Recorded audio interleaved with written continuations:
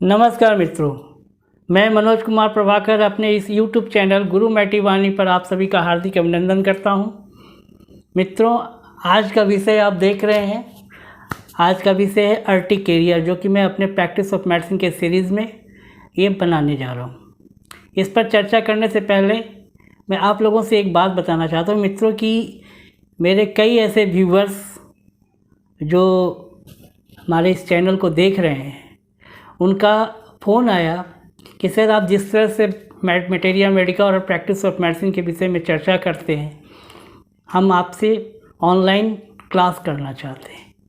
तो मित्रों, उनकी रिक्वेस्ट को देखते हुए मैं आप लोगों के बीच में बताना चाहता हूं कि जो लोग भी अलग अलग संस्थाओं से CME करके 1 साल का डिप्लोमा कोर्स किए हैं, या 6 महीने का या 2-3 महीने का डिप्लोमा कोर्स करके प्रैक्टिस कर रहे हैं अपने अपने क्षेत्रों में और अपने इलेक्ट्रोहोम्योपैथी में अपने नाम को रोशन कर रहे हैं, उन सभी मित्रों को मैं आह्वान करता हूं पूरे भारतवर्ष से और भारत के बाहर भी, जो विदेशों में हमारे मित्र, जो हमारे व्यूवर्स हैं, उन सभी को मैं आमंत्रित करता हूं कि आप इलेक्ट्रोहोम्योपैथी में अगर CME किए हैं तो 1 ईयर्स डिप्लोमा कोर्स, जो कि AMPEH authorise medical practitioner of electrohomeopathy, या MBEH यानी कि बैचलर मेडिसिन ऑफ इलेक्ट्रोहोम्योपैथी, और जो MBEH कर चुके हैं, जो ये 3 साल का कोर्स है, और इसके अलावा जो MD करना चाहते हैं यानी कि doctor of medicine in electrohomeopathy, जो कि 1 साल का कोर्स है मेरे पास में, तो वो जो भी करना चाहते हैं, आप हमारे व्हाट्सएप नंबर 7897226457 पर कंसल्ट कर सकते हैं, कॉल भी कर सकते हैं, और ये मेरा व्हाट्सएप नंबर भी, इस पर आप कॉल भी मुझे कर सकते हैं। तो मित्रों, ये थी आज की जानकारी। उस पर मैं आपको बता दूंगा कि मैं कितना फ़ीस लेता हूँ इसके लिए, और इसमें आपको जो है सो बराबर आपके सब्जेक्ट के अनुसार प्रैक्टिस ऑफ मेडिसिन, फार्मेसी में, एनाटॉमी, फिजियोलॉजी, जो कि फर्स्ट ये AMPEH में, इसके अलावा MBEH में आपको anatomy, physiology, pharmacy, practice of medicine, social and preventive and social and preventive medicine, materia medica, gynaecology and obstetrics medical juris, ideology, इन सारे विषयों के बारे में आपको जानकारी मिलेगी। फिलॉसफी के विषय में जानकारी मिलेगी। इस पर आपको रेगुलर वीडियो आपको मिलता जाएगा, और इससे आप अपना ज्ञान को बढ़ा सकते हैं। उसके बाद MD में वही लोगों को मैं शामिल करूंगा जो लोग MBEH कर चुके हैं, और MBEH करने के बाद में यानी कि बैचलर कोर्स यानी कि BEMS भी कई जगह होता है। तो जो BEMS कर लिए हैं, या जो MBEH कर लिए हैं, वो अगर MD करना चाहते तो हमसे आप कंसल्ट कर सकते हैं।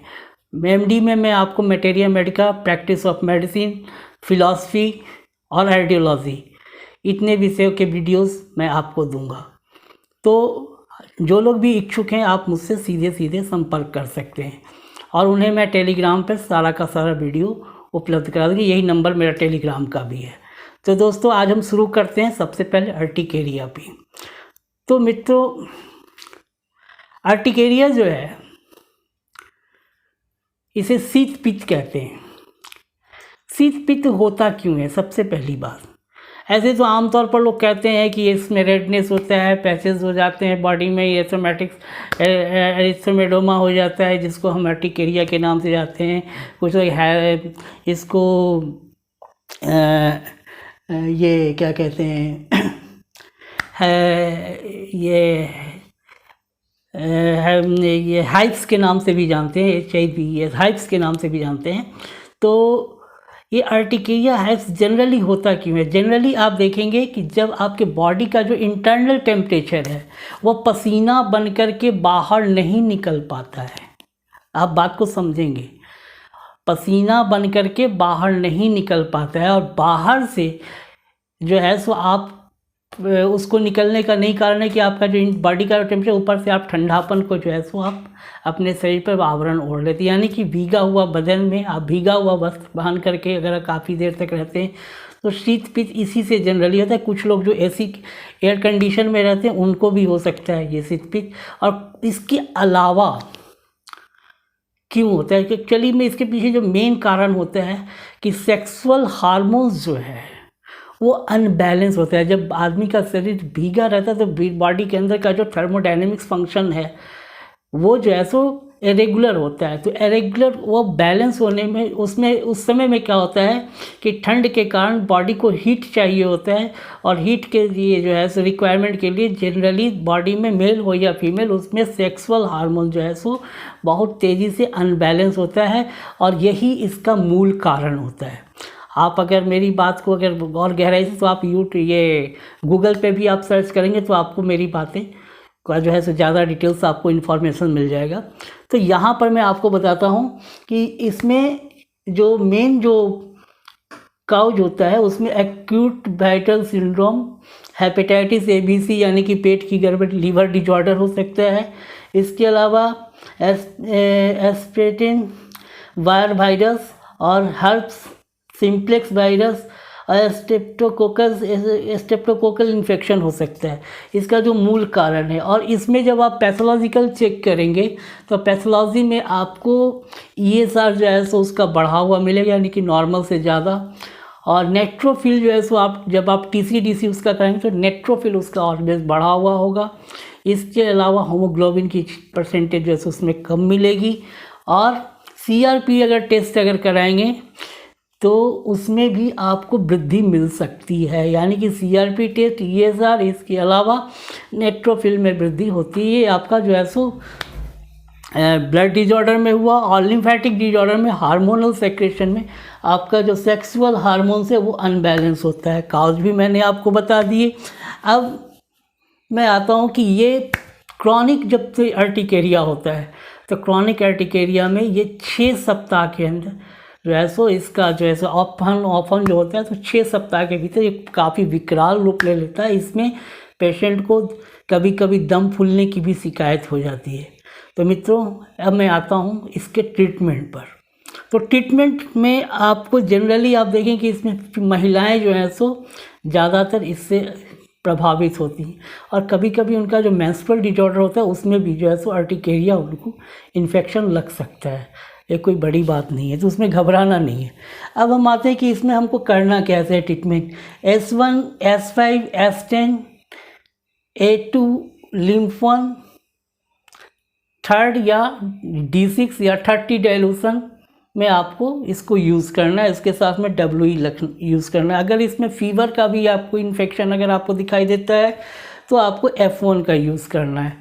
लिम्फोन का अगर दम फूलने की शिकायत है तो उसमें आप लिम्फोन का 30 डाइल्यूशन, बाकी सबका 3rd डाइल्यूशन रखेंगे तो ज़्यादा अच्छा रहेगा। अगर उसी से नेट्रोफिल का मतलब होता है कि पेशेंट का ब्लड प्रेशर भी जो है सो बढ़ा हुआ रहता है, तो वैसी स्थिति में आप A2 का अगर निगेटिव हो यानी कि 30 डाइल्यूशन यहाँ पर भी यूज़ करेंगे, उससे भी आपको कंट्रोल हो जाएगा। तो अब आते हैं कि S1, S5 और S10 में हम तीनों में से किसका प्रयोग करें तो ज़्यादा अच्छा है। अब यहाँ पर मैं आपको एक चीज़ बताऊँगा जो आपको क्लियर हो जाएगा कि हमको करना क्या है। अगर पेशेंट को इन्फेक्शन है यानी कि ट्रांसमिटेड अगर वो हो रहा है प्रॉब्लम, तो वैसे कंडीशंस में जो है सो आपको S1 का प्रयोग करना है। यानी कि अब उसके बाद में अगर महिला है, अगर महिला को जो है सो क्या कहते हैं मेंस्ट्रुअल डिसऑर्डर या ये किसी और के है सेक्सुअल हार्मोनल डिसऑर्डर के कारण अगर प्रॉब्लम हो रहा है महिलाओं में, तो वहाँ पर भी आपको S1 का यूज़ करना है। अगर यूट्रस में इन्फेक्शन है देन आपको S5 पर आना है। अब अगर स्टोमक लीवर डिसऑर्डर है यानी कि हेपेटाइटिस अगर है तो हेपेटाइटिस में आपको फिर S5, A2 और यहाँ पर जो मैंने F1 फीवर के लिए लिखा है यहाँ पर आपको F1 के जगह पर F2 कर लेना होगा। तो अगर चूँकि अगर अर्टिकेरिया उसमें जनरली फीवर नहीं, अगर लीवर से डिसऑर्डर होगा तो रेयर चांस है फीवर आने का। अगर फीवर आएगा तो उसके लिए आप F2 भी अगर देंगे तो उससे भी आपका फीवर कंट्रोल हो जाएगा। तो उसके साथ या F1 देंगे तो पॉजिटिव में आपको F2 देंगे तो उससे आपका हेपेटाइटिस भी कंट्रोल होगा, अर्टिकेरिया भी कंट्रोल होगा और आपका ये दोनों कंट्रोल होगा और फीवर दोनों में आपको लाभ मिलेगा। अब यहाँ पर आते हैं कि S10 कहाँ पर यूज़ करेंगे, यानी कि गैस्ट्रोइंटेस्टाइनल प्रॉब्लम अगर हो इसमें, तो मेटाबॉलिक डिजॉर्डर हो, इसके यानी कि अर्टिकेरिया के साथ साथ कोई और भी डिजीज जिसमें मेटाबॉलिक डिजॉर्डर आप अगर आप पाते हैं तो उस कंडीशंस में आपको एस्टिन का यूज़ करेंगे, ज़्यादा बेनिफिशियल होगा। अब आए A2 का, तो मैंने आपको पहले ही बता दिया, लिम्फन के बारे में बता दिया। इसका 3rd या 30 डाइल्यूशन लेंगे, साथ में WE लेंगे। अब WE की मात्रा D2 से, यानी कि यहाँ पर मैंने WE का डाइल्यूशंस नहीं लिखा है, D2 से आप 10 से 20 बूंद अगर आप लेते हैं 30 ml की बॉटल में, सबका D6 का जो है सो या 3rd डाइल्यूशन का 2 से 4 बूंद ले लें और WE का 20 बूंद ले लें और इसका एक 30 ml में मिक्सचर बना लें और मिक्सचर बना के 20 बूंद दिन भर में 3-4 बार दें। उसके बाद S1 APP और Y का जो है सो पानी में D2 का जो है सो D2 से D3 बना लें इसका डिस्टिल वाटर में, और उसका जो है सो तीनों का एक कंपोजिशन बना करके एक बकेट पानी, यानी कि कह के 15-17 किलो पानी में 15 kg का एक बकेट होता है एक आदमी के स्नान करने के लिए, सफिशिएंट होता है। तो उसमें आप अगर 1 से 2 ढक्कन यानी कि 3 से 6 ml अगर आप उसको पानी में डाल देते हैं और उस पानी से बॉडी पेशेंट अगर स्नान करता है तो इमीडिएट समय भी नहीं लगेगा, बाथरूम में गया और बाथरूम से बाहर आया, उसकी सारी पीड़ा बाथरूम के अंदर रह जाएगी और वो स्वच्छ होकर के बाथरूम से बाहर निकल जाएगी। ये मेरी गारंटी है, आप यूज़ करके देख लेना। कहीं इसमें आपको क्योंकि मैं जो भी प्रिस्क्रिप्शन बताता हूँ मैं खुद यूज़ करता हूँ, खुद मैं देखता हूँ और तब मैं आपको बताता हूँ, क्योंकि मेरा प्रैक्टिकल अनुभव होता है। इसके बाद अगर वो मान लें कि संभवतः जाड़े का दिन है, जाड़े के दिन में ज़्यादातर पित्ती उछलता है, रात का समय अगर अचानक से ऐसा हो गया तब क्या करेंगे? आप उसको बाथरूम में ले जाके स्नान नहीं करा सकते हैं। तब वैसे केस में आप क्या करेंगे कि S1 APPY का एक बॉल में जो है, यानी कि करीब करीब 1/2 to 1 लीटर जो है सो एक मग में पानी ले करके उसको बॉयल कर लें। बॉयल करके उसको हल्का गुनगुना रहने दें और उस गुनगुने पानी में जो है सो फिर यही दवा 1 ढक्कन यानी कि 3 ml 1/2 टीस्पून जो है सो आप इसको दवा को डाल दें। और दवा को डालने के बाद एक स्वच्छ जो है सो कॉटन का कपड़ा जो है सो वाइट कलर का लेकर के, सॉफ्ट एकदम, यानी कि जो स्मूथ कपड़ा हो कॉटन का, उसको लेकर के आप उसमें या बैंडेज ले लें, 6 इंच 8 इंच का जो बैंडेज आता है उसको 8 तक जो है सो उसको फोल्ड कर लें 8 टाइम्स और उसको जो है सो 8 लेयर में जो है सो फोल्ड करने के बाद उसको कपड़े में पानी में जो है सो डिप करें और जहाँ पर जो एथ्रोडेमा का जो स्पॉट जो बना हुआ अफेक्टेड एरिया अर्टिकेरिया का, वहाँ पर जैसे उसके कपड़े को जो है सो फैला करके वहाँ पर स्पंज करें, यानी कि उसको वहाँ पर कवर करें, फिर हटाएं, फिर पानी में डिप करें, फिर उसके पानी को निचोड़ करके जहाँ जहाँ बॉडी में है वहाँ वहाँ उसको लगाएं। यही काम आप S1 APPY के साथ भी कर सकते हैं या सिर्फ सिंगल S5, अगर आप तीनों मेडिसिन नहीं आपके पास, सिर्फ S5 सिंगल लेकर के आप इसका प्रयोग कर सकते हैं। इसमें नमक की मात्रा जितनी कम हो सके, यानी कि स्वाद अनुसार, यानी कि आंसू जितना नमकीन ही जो है आपको नमक का सेवन करना है। कोई भी अंडा मीट मुर्गा जिसमें सल्फ़र की मात्रा हो, अगर प्याज भी खाना है तो प्याज सब्जी में खाइए। कच्चा प्याज अगर खाएंगे तो हो सकता है थोड़ा नुकसान करे, कच्चा लहसुन अगर खाएंगे तो हो सकता है थोड़ा नुकसान करे, क्योंकि सल्फ़र समटाइम्स जैसे स्किन केस में एग्रीवेशन ला देता है। तो अंडा में भी सल्फ़र होता है, ओनियन में भी सल्फ़र होता है, लहसुन यानी कि ये आपका गार्लिक में भी सल्फ़र होता है। तो सल्फ़र से थोड़ा सा बचना है। तो यहाँ पर आप इन चीज़ों का ध्यान। अब इसके बाद कॉन्स्टिपेशन अगर पेशेंट को होता है तो वहाँ पर आप एस्टेन और एसलेस का नाइट में अगर आप सुसुम पानी के साथ, यानी कि हल्का गुनगुना पानी में, अगर 1 कप पानी में इसका 10 से 20 स्पून D2 को अगर आप देंगे ज़्यादा बेनिफिशियल होगा। कभी भी आप आजकल नया ट्रेंड चल रहा है इलेक्ट्रोहोम्योपैथी में कि हम D4 दे दें, D6 दे दें। भैया हमने तो ऐसा नहीं पढ़ा है, जो हमने पढ़ा है वही मैं आपको बता रहा हूँ और जो मैं जहाँ डाइल्यूशन होता है मैं डंके की चोट पे कहता हूँ यहाँ पे यही डाइल्यूशन देना है, जहाँ पर मैं कहता हूँ यहाँ पे D2 को दो, D3 में वो कन्वर्ट होगा और वो पेशेंट को ज़्यादा फायदा करेगा। और एक बात और ध्यान रखिए कि बहुत सी कंपनियाँ आजकल बाज़ार में डिस्टिल वाटर बेस्ड मेडिसिन बेच रही है। हम डिस्टिल वाटर का विरोध नहीं करते, मैं भी सिरप बनाता हूँ, ड्रॉप बनाता हूँ, सारा का सारा डिस्टिल वाटर में।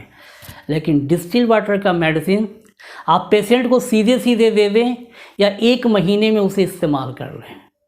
अगर 1 महीने के बाद इस्तेमाल करेंगे तो आप याद रखें कि 2 से 3 महीना जाते जाते वो डिस्टिल वाटर का सिर्फ डिस्टिल वाटर रहेगा, उसमें दवा का अंश नाम मात्रा भी नहीं रहेगा। क्योंकि आप कोई सा भी प्रिजर्वेटिव यूज़ करेंगे, दवा में फंगस नहीं लग सकती है, लेकिन दवा का जो तासीर, दवा का जो अंश है, चूँकि वो अल्कोहल बेस्ड होता है, वो उसमें से गायब हो जाएगा।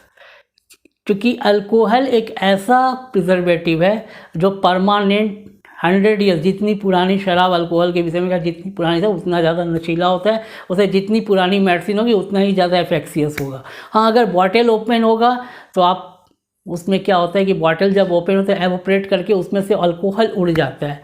उस कंडीशन में क्या होता है कि जो बॉटल का जो अंदर का जो लेयर होता है, वॉल होता है, उसमें जो है मेडिसिन चिपका हुआ रहता है। तो वैसे कंडीशन में आप अल्कोहल और डिस्टिल्ड वाटर का एक घोल लेकर के उसमें बॉटल को अगर आप सेक कर देते हैं 100 टाइम्स या 50 टाइम्स अगर सेक कर देते हैं तो उसमें फिर दवा का अंश जो है आ जाता है। लेकिन ये किस कंडीशन में होता है?